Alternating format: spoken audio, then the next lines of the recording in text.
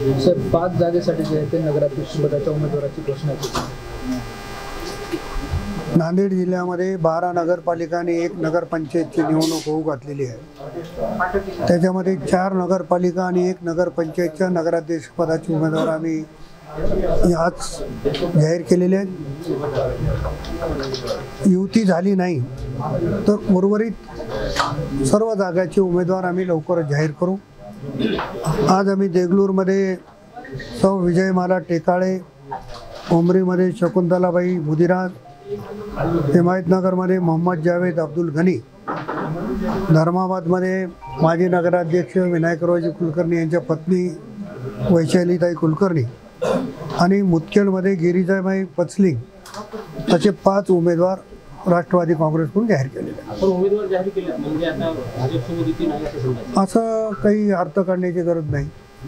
13 नगरपालिकेचे आहे त्याच्यापैकी आम्ही 5 जाहीर केले। त्याच्यामुळे त्यांचा प्रस्ताव आला तर त्यांच्याशी चर्चा करू आणि मग निर्णय।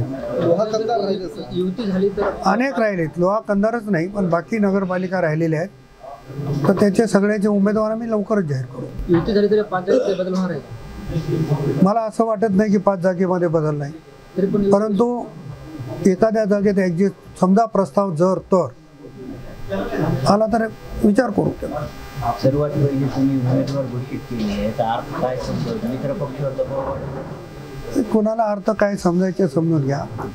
आमच्या पक्षाला, आमच्या सर्व नेत्यांना असं वाटलं की आपण आता जाहीर केलं पाहिजे। कार्यकर्त्यांना दिवस कमी आहेत, त्यांना संधी मिळाली पाहिजे, ही भावना घेऊन आम्ही जाहीर। शिवसेनेच्या नेत्यासोबत सुद्धा आपली चर्चा झाली? शिवसेनेच्या 4ही आमदारांच्या सोबत माझी चर्चा झालेली आहे। पहिली फेरी आमची सकारात्मक झालेली आहे। आज रात्री किंवा उद्या आम्ही बसू आणि निर्णय।